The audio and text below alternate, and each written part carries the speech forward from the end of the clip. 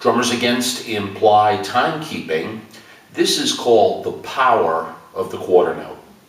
I wanted to explain to you some just basic ideas and principles based upon utilizing the quarter note in a way that is most effective. Now, this is my opinion and my opinion only, so as a disclaimer, I ask for you to just understand from where I'm coming from, and I'll explain. When you're playing music, especially rock music, pop music, metal music, almost any style of music, the quarter note is what determines your pulse best. You can either play some notes with the quarter note to embellish upon it, but it depends on the tempo, and I'll explain. If you're playing a medium tempo song, regardless of the style, medium tempo, like this.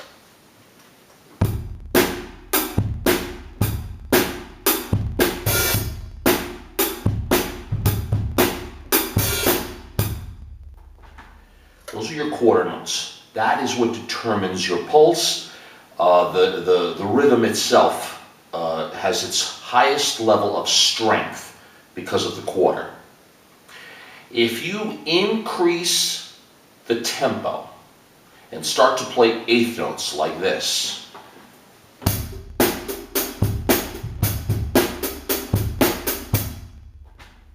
anything above that tempo, for example, those eighth notes start to lose their value in the context of the band that you're playing with, because they don't have the same force or the same dominance of the pulse that the quarter does. So as a rule of thumb, on a medium tempo song, your quarter notes should be dominant, and eighth notes, or even 16th notes that you utilize, should be used sparingly and interspersed. And what I mean is this.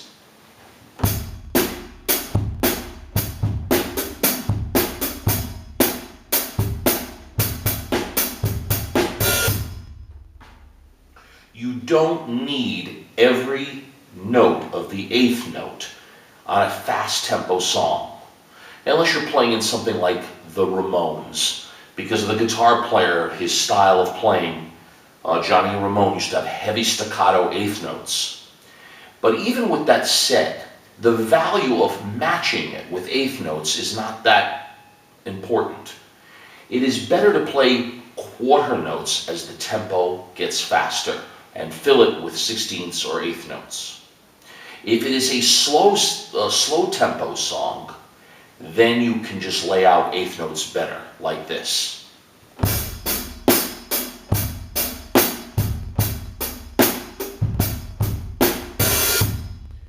Then you can really push the eighth notes.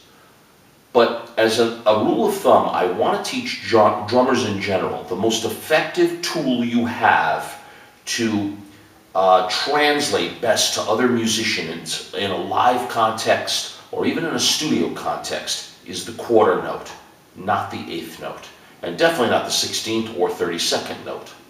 In fact, the less you use them, the better off you are. So as I say, as a rule of thumb, if you have a medium tempo song, use your quarter notes. I don't care what the time signature is, even if it's not 4/4, 5/4, 6/4, 7/4, 9/4, whatever the time signature is, try to find ways to utilize the quarter first and then work whatever you're doing around it. That's why I'm doing this video. The idea of increasing the tempo and using the same amount of eighth notes, it will not translate. It's there, but it just doesn't have the effect that you think it has. And this is something that my experience has showed me over many, many years. You're more effective with your quarter note in giving that pulse to the other musicians. Utilize it as your primary tool, always. Unless it's slower, then you can start to use your eighth notes more. So, as a rule of thumb, medium tempo songs still stick with the quarter, but intersperse eighth and 16th notes. If it's slower, then all the eighth notes. So you have to just find your medium level, and that's your quarter. Is this, hopefully this will translate to the video that I'm shooting here right now. I just see too many eighth notes being done by too many drummers in every style of music, and you're not getting the effect or the value of those eighth or 16th notes that you think you are. So don't use them. Stick with the quarter. The quarter note is king, always. That is the ace, like this.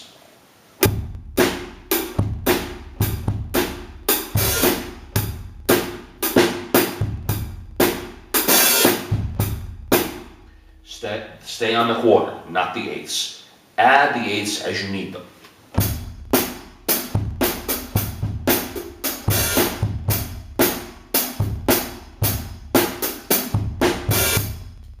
Pull in, pull out with your eighths. If you're going to do syncopated things or 16th notes, utilize them, but pull out, pull in.